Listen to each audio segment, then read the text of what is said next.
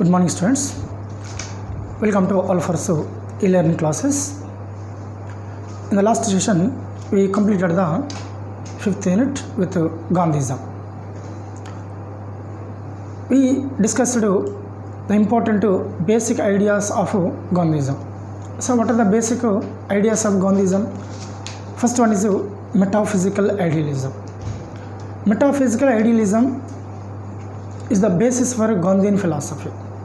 Gandhian philosophy. Metaphysical idealism.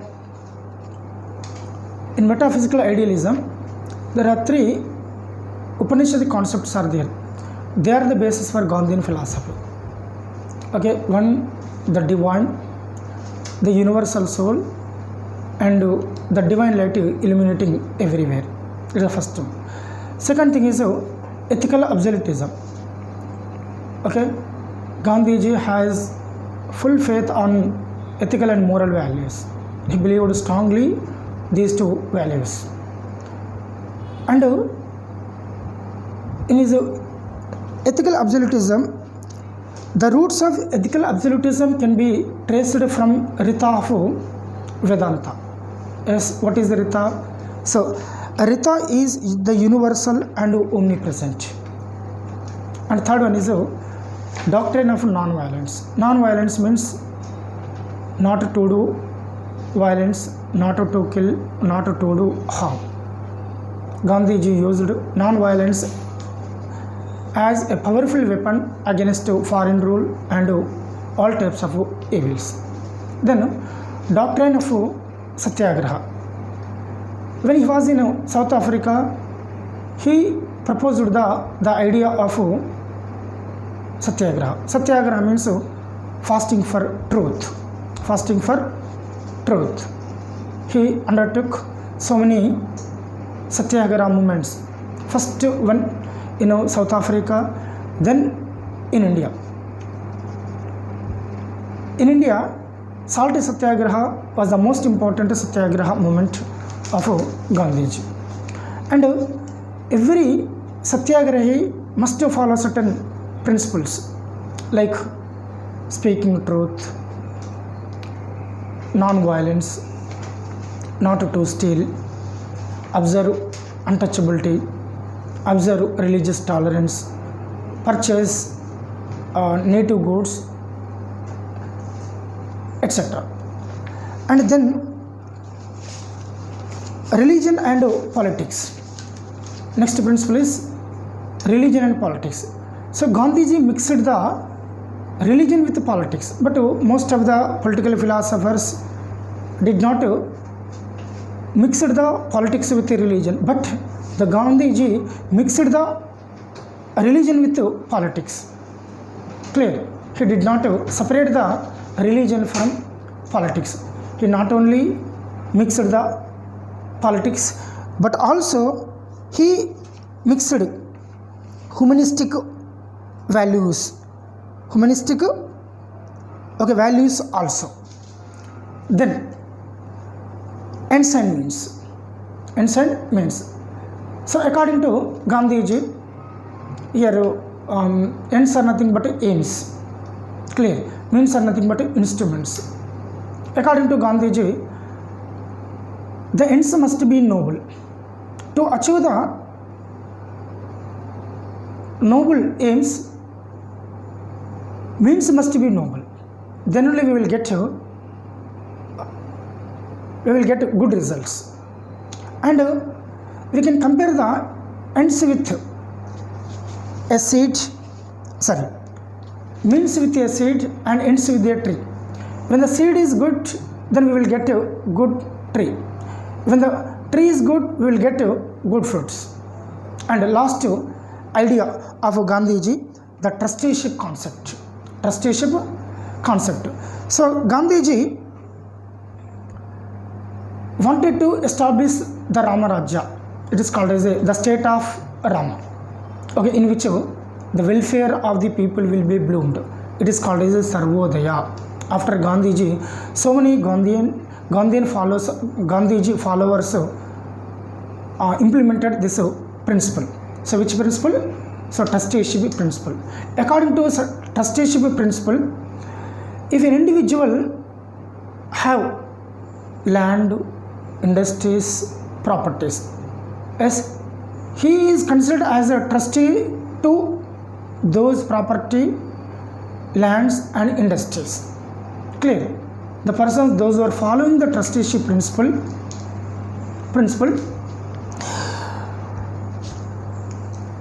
they receive what they need only. They receive what they need only. The remaining will be given to deserving people. So it is the fundamental principle of trusteeship. Clear? So it is a last class topic. So today I am going to start the 6th unit, that is rights and duties. Rights and duties. Now, in the life of the individual, so the rights and duties are very, very essential for their all-round development. Okay, rights as well as duties, both are essential for the all-round development of the individuals. All-round development means the development in social, political, economic science fields. Clear? So in this unit we have two topics. One is the rights, another one is duties. So first of all I am going to start rights. Okay, so first is rights.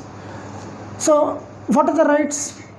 The rights are the essential conditions for the development of the personality of the individuals. Yes, now rights are considered as rights are considered as essential conditions. Essential conditions. Okay, for which purpose? For the development of the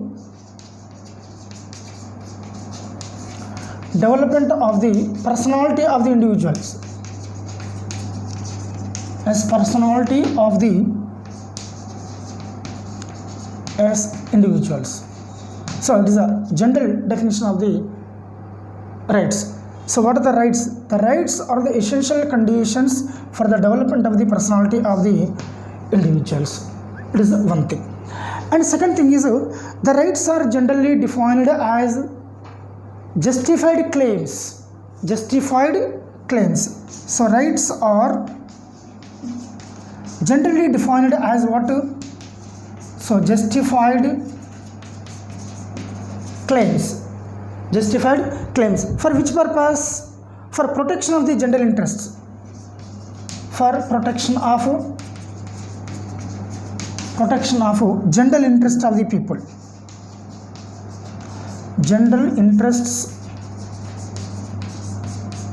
of the people or individuals in the society. Clear? So without rights there is no protection to the interest of the people. Clear? So they are nothing but the claims. So justified claims, so which are meant for the protection of the general interest of the people. So it is a general definition of the rights. Next one is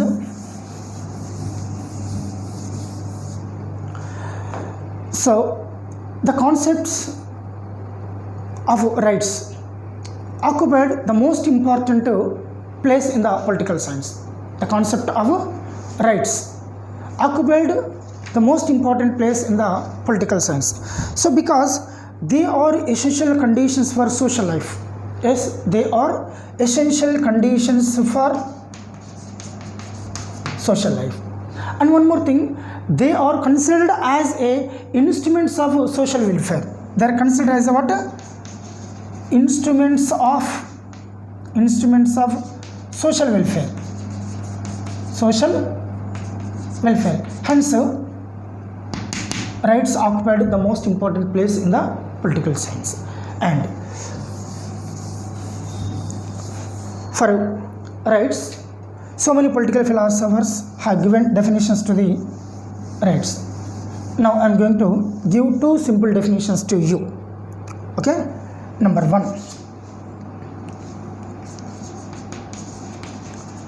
rights are the claims recognized by the society and enforced by the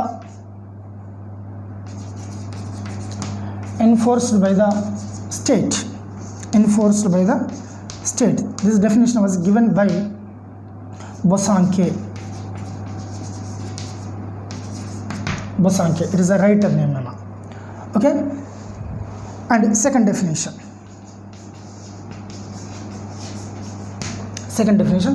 rights are the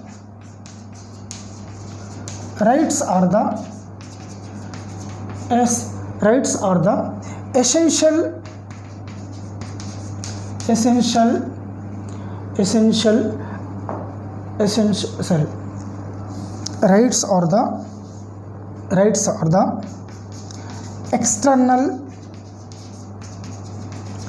external conditions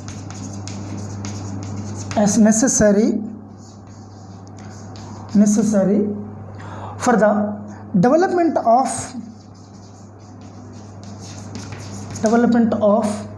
the personality of the capacities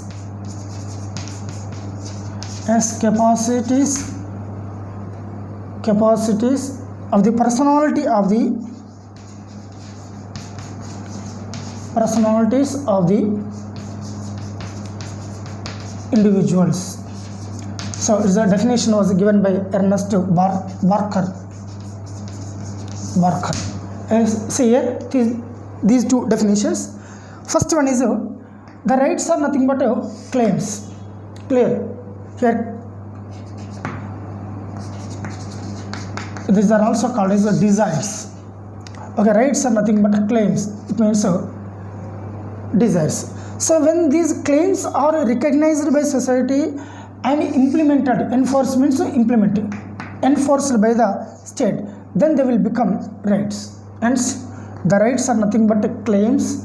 Okay, when they are recognized by society and implemented by the state, they will become rights.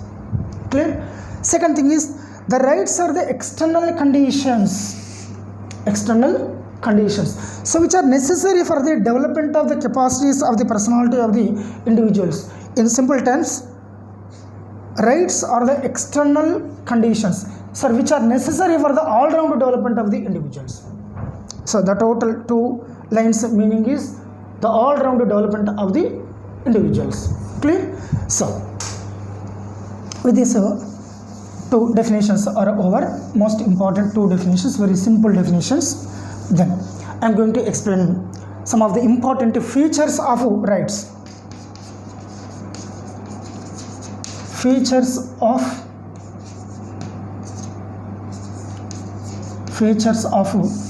rights. Okay, features of rights. Number 1 is rights are possible only in society. Rights are possible only in society. Okay, it is the first one. Second, the rights are inherent in nature. Then rights are not absolute. Then rights are universal. Next, rights precedes the state. Rights are meant for common good. Then rights and duties are interdependent. Next, rights are protected by state. And last one is rights can change. So first of all, the rights are possible only in society. Okay, hence rights are social in nature. Clear? So how can we say now the rights are originated in society? Yes, rights are originated in a society. Hence the society is considered as a mother of rights. Clear? So rights are originated means rights are born in a society only. Clear? Now rights cannot exist without society. rights cannot exist without society. In other words, they do not exist outside the society. As rights do not exist outside the society. Clear? So without society there are no rights, because the rights are originated from society. Clear? It is another thing. Next, there are different social conditions, so which will create the rights. Clear? So different social conditions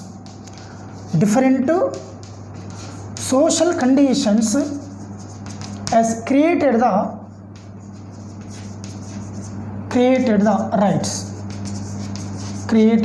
rights.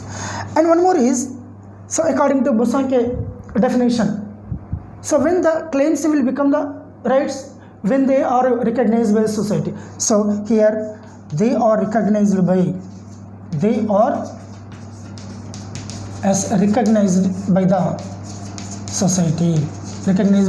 society, hence they are social in nature.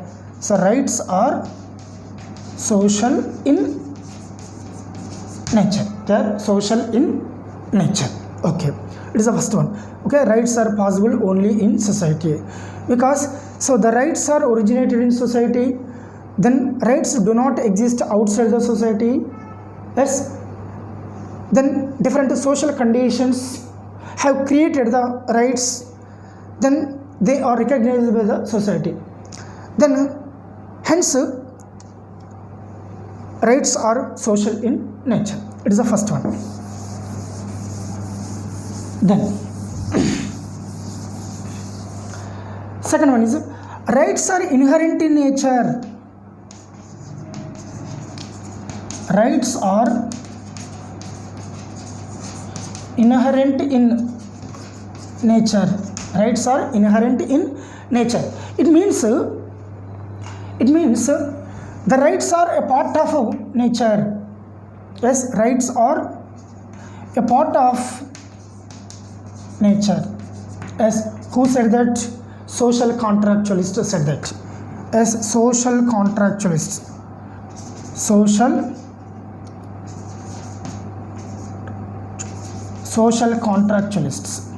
As who are the social contractualists? Already we know three famous political philosophers, as Rousseau, as Thomas Hobbes and John Locke. As Rousseau, Thomas Hobbes, John Locke were called as a social contractualists, as they said that rights are inherent in the society, means rights are a part of nature. They are a part of nature. Clear? Then third one is,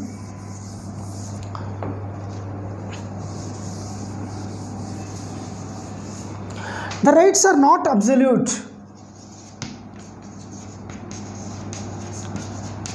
Rights are absolute, means rights are limited. It means rights are as limited only, because the state or society may impose certain restrictions on the rights of the individuals. Clear? The state or society, especially state, as state will impose as certain limitations or restrictions,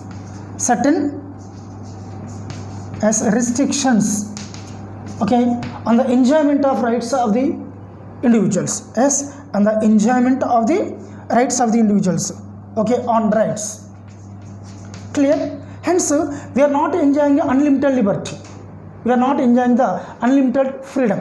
Hence they are not absolute, they are limited only, because state will impose certain reasonable restrictions on the enjoyment of rights by the individuals. Clear?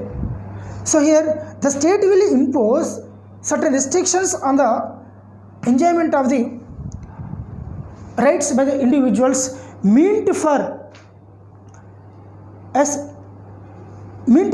protecting the law and order in the society. Yes, for so many reasons the state will impose certain reasonable restrictions on the enjoyment of the rights. So here especially for protecting the law and order in the society, clear, to contribute the welfare of the people or to contribute the well-being of the people, clear. So and one more thing is rights will be protected. Okay, rights will be protected as long as they contribute to the social welfare and security, clear. So hence they are not absolute, they are limited only, they are limited only. Next, the rights are universal in nature. Rights are universal in nature. Yes, rights are universal in nature. It means the rights are applicable to all. Yes, they are applicable to all the people, so without any discrimination. In other words, the rights are given to all the people without any discrimination based on caste, religion, gender, place of birth, etc. Clear. So when we will use the word universal, if they are applicable to all equally, then we will use the word universal. Hence rights are applicable to all. The state will provide rights to all the individuals equally without any discrimination. Hence the rights are universal in nature. The rights are universal in nature. Then fifth one is rights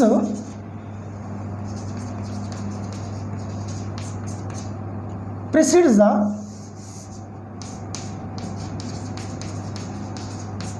state. Okay, rights precedes the state. It means rights are originated before the state. It means what? Rights are originated as before the state. Clear. So here the rights are the product of history. Rights are product of the history. Means the rights are originated not suddenly. Clear. Rights are originated gradually. Hence the rights are evolutionary in nature. Okay, the rights are the product of the history. Okay, how can we say? Because the rights were originated in course of time. Rights are originated in course of time. It means the rights are not originated suddenly. The rights are originated gradually. Okay, and even though the rights are originated before the state, okay, but the rights are guaranteed by the state after origin of the state only. Clear. Even though they are originated before the state, the rights are guaranteed to the people after origin of the state. Clear. So it is the fifth one. Then the rights are meant for common good. The rights are meant for common good. Rights are meant for common good. Yes, the rights are originated for the well-being of all the people in the society. Clear. So they are not meant for selfish end of the individuals. Clear. So these rights are emerged for well-being of all the people. Yes, the good for all. It means common good of the all. Common good of all, but not selfish end of the individuals. Selfish ends of the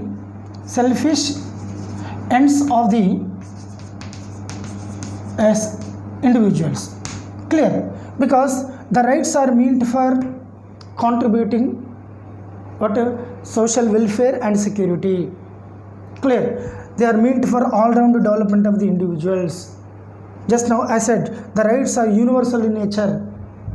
Clear? So they are meant for all. They are not meant for some people or few people in the society. Hence they are meant for common good of the individuals in the society. Clear? Then hence the society or the state will recognize. Okay, when the state will recognize the state, when the state or society will recognize the rights, only those rights which promote the common good of the people are recognized by the society and state. Clear? The rights, so which will promote the common good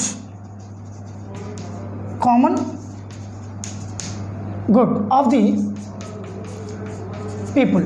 Yes, then only the state or the society will recognize the rights. Clear? So then the rights and duties are interdependent. Seventh one is so rights and duties are interdependent. Interdependent to each other. So rights, it means here the rights has the relation with the duties. So both are interdependent to each other. Clear? There is a close relation between rights and duties. Yes, rights and duties are complementary to each other. Means without rights there are no duties. So without duties there are no rights. So our duties are others' rights, others' duties are our rights. Clear? So it is a one thing. And every right has a corresponding duty. Every right has corresponding duty. Every right has a corresponding duty. So it means it is a duty of every individual to see that others also enjoy the same rights he enjoys. Clear? So it is the duty of every individual. Yes, duty of every individual. Every individual. It is the duty of every individual to see that others also enjoy the same rights which he enjoys. Clear? Example, one more thing. If a person will enjoy 10 rights, then it is the duty of that person to perform the same number of duties towards others. Clear? Hence, some political philosophers consider that both are like two sides of a coin. Every coin has two sides. One is the tail, another one is the end. So without tail, without head. Clear? It is not called as a coin. In the same way, without rights, without duties, the development of the individuals cannot be possible. Then the rights are protected by state. Rights are protected by the state. Rights are protected by the state. Okay, so if anybody will, including government authorities, will violate the rights of others, are punished by the courts. Clear? If anybody will violate the rights of others, then the state will protect them through courts. So who will protect the rights of the individuals? Courts will protect the rights of the individuals. Yes, the state will protect the rights of the individuals through courts only.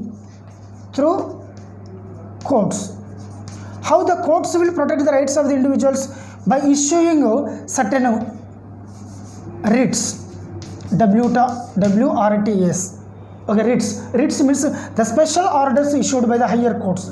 Special orders. Okay, I will say so writs in the further classes. Here, how the rights are protected? the rights are protected by the courts by issuing several rights. Clear? Then and last one is rights can change.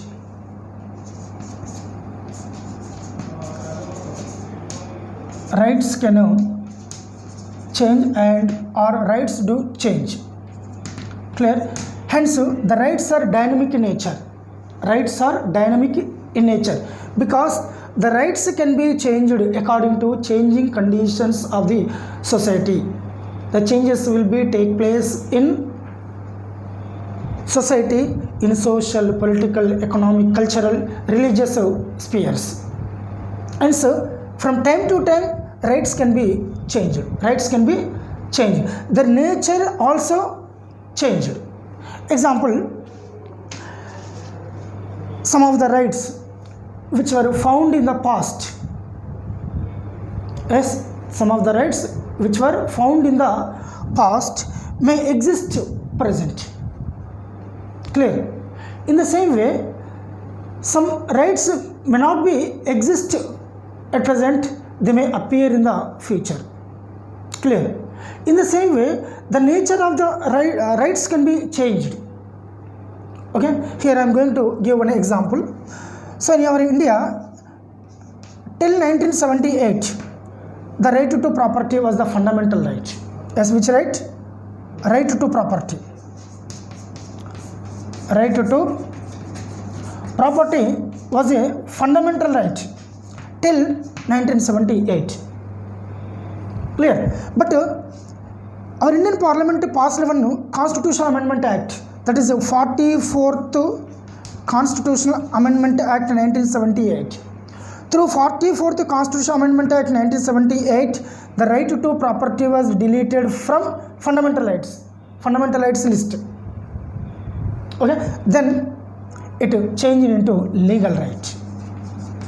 Legal right. Now it is not a fundamental right. At present it is a legal right. Like the nature of the rights can be changed according to time and according to changing conditions of the society from time to time. So with this point, the features of rights is over. So what are the important features of the rights? So number one, so rights are possible only in society. Rights are possible only in society. Second, rights are inherent in nature. 3, rights are not absolute. Then rights are universal in nature. Then rights precede the state. Rights are meant for common good. Rights and duties are interdependent. Then rights are protected by the state through courts, and rights can be changed from time to time. Okay, students. So with this topic I am going to stop this session. Okay, I will meet you in the next session. Goodbye.